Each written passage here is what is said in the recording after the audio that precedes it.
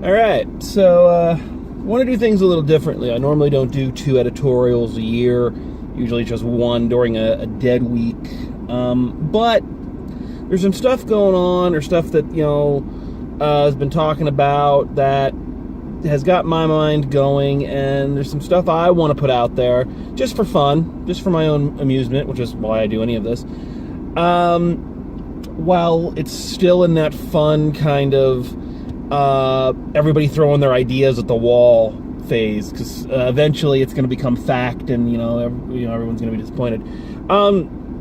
So there's this meme going around right now about how 2019 is the year of endings. We have, of course, Endgame, obviously.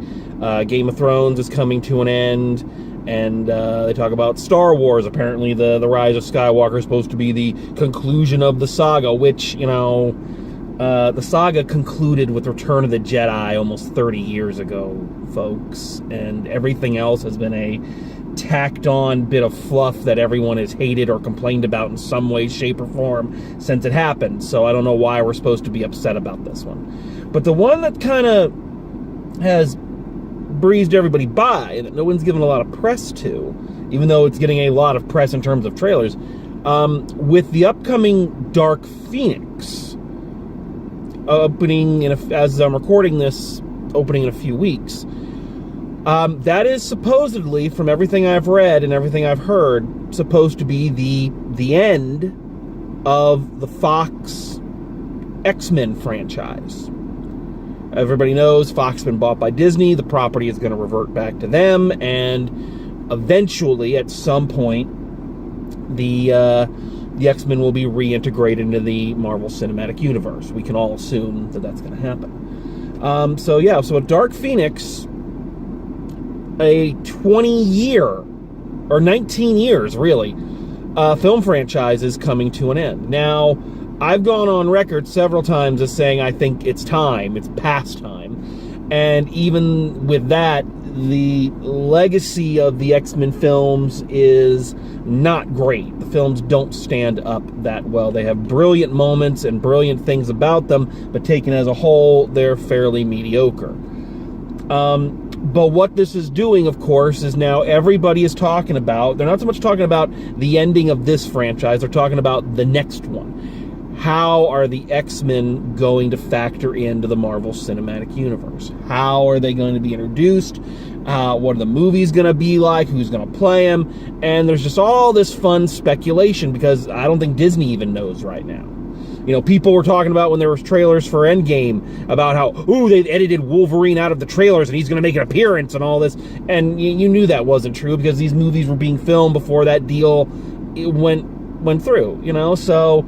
But people just want to know. They want, especially now, I'm gonna adjust this a little bit, with the Avengers, this series of Avengers films kind of coming to an official end, we kind of want the next hit. We want to know what's going to go on and what is going to be, the future of the franchise. So what I want to do, just again, for my own benefit, just for fun, is talk about that if I was in charge, if I had my powers, how I would run this, how I would integrate the X-Men into the Marvel Cinematic Universe, and what that means, and how I would structure some of the films. I really don't have any ideas on casting or anything like that, but how I'd answer some of these questions if it were up to me. So this is just, again, this is not spoiling. This is not, I don't have any inside information. This is just if I was writing it. All right? So I'm going to answer the questions that people are asking in some of the big ways. And, I did this for the Power Rangers movie a few years back, and I had a lot of fun doing it, so let's talk. So let's talk about it. So the first big question that everybody has, as I've said, is how do you integrate and how do you introduce the concept of mutants and the war, or the beginning of the bigotry and all that between mutants and humans into the cinematic universe when it's been going for this long? We've seen films and television shows taking place in various time periods in this universe, and mutants have never been mentioned. So how then are the mutants introduced? And people had all these theories about, well, it was going to be the snap from Thanos, or it was going to be somehow how they undo the snap is suddenly going to create mutants. And I think we're making our life a lot harder on ourselves with that. I think the answer is very, very simple. I think the answer that you should go with is the same one they went with Captain America, the same one they went with Captain Marvel, is that the mutants are already there. The mutants have always been there. So why haven't we heard of them? Well, because there haven't been that many.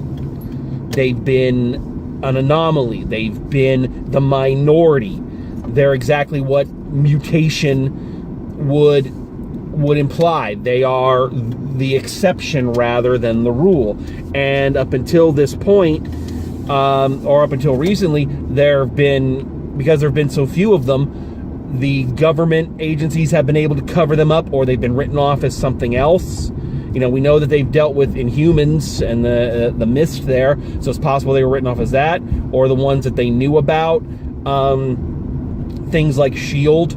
were able to cover up. So the mutants have always been there. There's just been so few of them that it hasn't mattered. But now, and you can make up any reason as to why, but now the mutant population is starting to increase. Now, maybe that's because of the snap, or maybe it's just, I think the more interesting way to go is it's just the way the evolution works. I think that's what makes the X-Men an interesting group and an interesting story, is that it's just evolution. It's just what's happening, and you can't fight it. There is no superpower or anything that caused it. They just are. So I would say that just now the mutant population is starting to explode. And so the mutants that have been out there and have kind of been working in secret are now starting to ask the question of, how do we introduce ourselves to people? We're about to go public, whether we like it or not. In other words, you make the X-Men movie literally about how you make an X-Men movie, which is something Marvel has done very well with. Keep in mind, things like the original Avengers, the basic through line of the original Avengers is, are the Avengers going to work? Are all these different parts going to come together and make a satisfying whole? And that was the question people are asking about the movie. So make that kind of the centerpiece of the film, is how do we introduce ourselves to the world? So, and here are the details to that I think you go with. So, and you can make this next part I'm going to talk about, this can either be like just background information, like exposition, or this can totally be like the entire plot of the first X-Men movie. So I think what you do is you start out with Professor X and Magneto. They've already been friends. They already know each other. I think you have to keep the background story of Magneto being a Holocaust survivor. I think you have to keep that. You can throw in, if you want to cast a little bit younger actor, you throw in a thing about how his mutation keeps him young. I mean, come on, it's not hard. Anyway, so they have met, they realize what they are, they know that mutants exist, and they're working to try to either conceal them or try to integrate them into society. Maybe, you could put it in this universe that early in his life, Charles Xavier worked for S.H.I.E.L.D. or something like that. But anyway, they've, now that S.H.I.E.L.D.'s gone and all that, they've gone kind of rogue, or maybe they left S.H.I.E.L.D. before that. But the point is, the two of them are out there and trying to figure out how to keep mutants safe. So, then the events of the first Avengers movie happen. And Charles goes, look, see, superheroes, they accept them. Humans are accepting the fact that there are beings with powers among them. And look, they're cheering them. They're celebrities. this is our time. If we build up and we follow this model, then we'll have a much smoother time. Hence why the X-Men will have kind of superhero-looking costumes and whatnot, because he's trying to, give the public something that they're familiar with. And Magneto is like, I don't think it's going to work, but okay, whatever. All right. So, but then, so again, this is why it can be either background. You can do this in like the first 10 minutes of a movie, or it can be the whole movie. But then the events of Civil War happen. And Magneto says, look, now you look. The government has turned on them. The same people that they were praising, the same people that saved them, they're now hunted. Captain America, who wears their shield and wears their flag, they have turned on him just like they're gonna do to us. We can't go through with this. And this can be the thing that causes the friction that ends their relationship. Okay? So Magneto leaves to go carry on his own, what we know will become his own path. And Charles stays with his dream of, opening an institute to teach mutants, and, we know the whole deal. Here's why I like this idea, aside from the fact it works. But again, if they are going to do a new series of X-Men films, the thing they have to do is give us something different. The X-Men have been around, not just in these films, but they have been very, very prominent in pop culture for a very long time. So you've got to give us a story that's new while keeping the factors that worked well originally. You have to keep the persecution storyline, the civil rights storyline. That's got to be the through line. That is what holds all the stories together. But in all of the versions we've already seen, either the Fox movies, the 90s animated series, the really excellent show The Gifted, which if you're not watching, you need to. In all of these, the hostilities have already begun. When the shows start or the movies start, the mutants are already known. The humans are already scared, and they're already talking about, what are they going to do to some degree. So I think it'd be interesting, if we're going to start new, to start us out with humans discovering mutants exist on a wide scale. Okay? I think that's where we need to go. Okay? So, that, again, this can be either just shoehorned background information, or it can be the entire first movie. So what that first movie needs to be, in my opinion, is you got to go back to the original comic. You got to go back to the original first issue, meaning that it needs to be a very simple Magneto makes the first strike, and that's how people become aware of mutants, and the X-Men stop him. And for that first movie, you need to keep the team small and intimate, and I think you've got to go the original 5. You've got to go Cyclops, Jean Grey, Beast, Angel, and Iceman. And that's it. Now, if you want, I'm divided on this one. Just to make ending battles a little bit more interesting, if you want, you could have it kind of like First Class, and have that while Magneto and Xavier were kind of working under the shroud there, they were pulling a big class, and when Magneto leaves, he takes half the class with him. And if you're going to do that, then you stick with the very simple, Toad, Pyro, Avalanche, and Blob. Very simple kind of core group. You don't bring in big guns like Sabretooth or Mystique yet. But I'm 50-50 on that. I don't want to go too much like First Class. Now, here's something that we can learn from the mistakes of the original X-Men films and the strengths of the Marvel team-up movies. So, first of all, and this is key. This is very key. Please listen, Disney. That first X-Men movie, do not no matter how much you want to, no matter how merchandisable it is going to be, do not put Wolverine in the first fucking movie. Don't do it. Okay? For two reasons. Number one, fans are still in love with Hugh Jackman in that role. Excuse me. And anybody stepping into that role is going to need some time. Don't shoot your wad.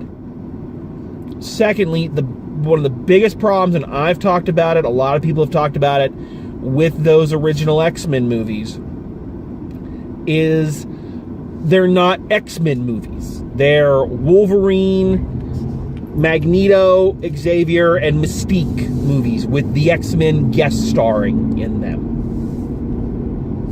I mean, seriously, go look at any of them, and all of the other characters are just there. They're there for a cameo or whatever, but they have no character. They have no character arcs. There's nothing about them. And I think that is what you need to avoid. You don't want to put Wolverine at the forefront and have all of these other wonderful characters that you've spent a fortune acquiring to just be set dressing. That's not the way to make this work. And it's not the way the Marvel Cinematic Universe has worked. Look at Guardians of the Galaxy and how all of those characters feel rich and nuanced, even if they're smaller ones like Drax. You know? So do not put Wolverine in that first movie. You keep it to that core group, and you make it a movie about them. You make it from their point of view more so than Xavier's point of view. We've seen movies from Xavier's point of view. We need to see movies from the X-Men's point of view. And this is a chance to flesh out characters like Cyclops, who people, criticize as being boring. Well, now you can have fun and give him a character. Give him something fun to do. I also think, and again, I have no strong opinions about casting, but I really think that when you're casting those original 5 X-Men, it's time to vary up the cast a little bit. All right, you got to take a note from Spider-Man: Homecoming and really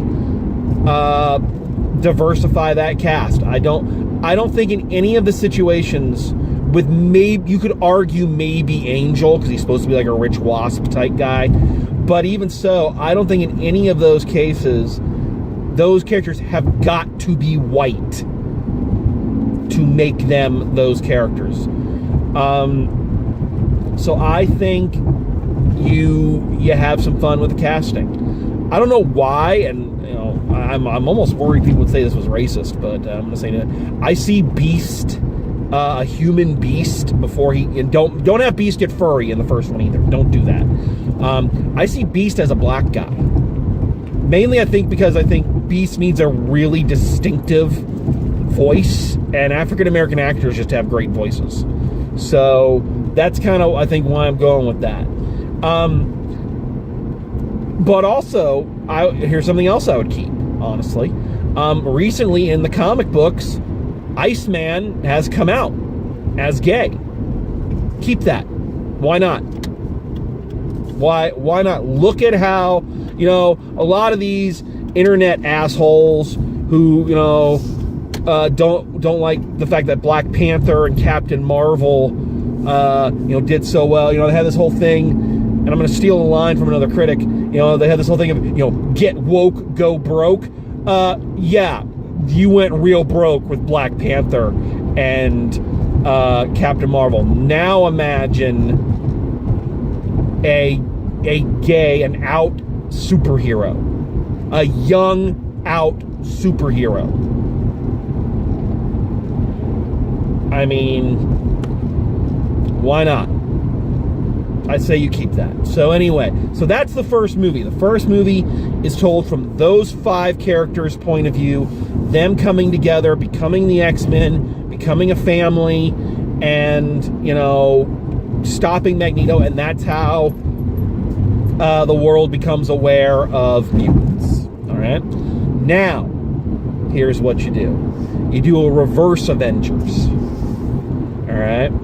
With the Avengers, you had all the individual films that came together into a big one, a team-up. Now you do the team-up first, and then you do the individual films. So the second movie in this series is not X-Men 2. Now you do a Wolverine standalone film. That's how you introduce your new Wolverine. You don't introduce him in one of the X-Men movies. You introduce him in his own movie where he is the center point, where he is the focus, and that is how you introduce him. Matter of fact, I can already see the post-credit sequence for the first X-Men movie. The post-credit sequence was like the Hulk. You get Mark Ruffalo back, just tearing through the woods. He's gone all hulky again, and then you just see the hand come out and just the claws come out, and that's it. And then you introduce him in the next movie, in his own film. Now, here's the thing. What you can then do is then I think you can do a bunch of standalone movies for some of the other X-Men to introduce them. I think characters like Storm, Nightcrawler, Gambit, definitely, can sustain a movie of their own. I don't know if they can sustain a series of them, but then again, I wouldn't have thought Guardians of the Galaxy would be able to sustain a franchise, but there you go. But I think you can maybe get at least one big film out of each one of them. Even if you don't go and do a Gambit or Colossus or Nightcrawler or Storm 2, 3, whatnot. Obviously, Wolverine's going to get 3 of them at least. But if nothing else, you can introduce all of the new X-Men characters in their own films. And you can do them just like you're doing now with the Avengers films, is making them each very different. And, very, different genres. Gambit can be like a slick, kind of like a slicker heist movie. Not quite as goofy as the Ant-Man ones. But, that kind of thing. So you introduce these characters in their own films so they get their own backstory. They get their moment in the sun. Again, even if it's just one movie. Then you do X2. And then in X2, you again do it just like they did in the comics. The original 5 disappear, are captured, or they just disappear or something, and Xavier has to go and round up this new team of X-Men to go save them. And that's how you get the new team of X-Men. Easy peasy. Right? And then you can do like X3 or whatever, and the original 5 can bounce off into X Factor, and then you can build on X Factor, Excalibur, and Generation X, and all these other things. How they go about it and how they build to it, what their big world-ending final will be. Maybe it'll be Apocalypse or something like that. I don't have that all thought out. I'm just thinking about the core building blocks. How do you bring these characters into the universe? And that's my suggestions, okay? And again, I don't think it's that difficult. I think we're making it a lot more difficult than it needs to be. It's the snap or something like that. I think it's a lot simpler than that. So that's my opinion here. Nothing. So I'm curious. Do you agree? Do you disagree? What do you think? What are your ideas? How would you like to see the X-Men brought in? Because it's going to happen, and I have nothing but faith in Marvel and Disney and how they're going to do it, because they've done a great job with everything so far. But it's a new day, it's a new thing. So let's see what you have. So what do you think?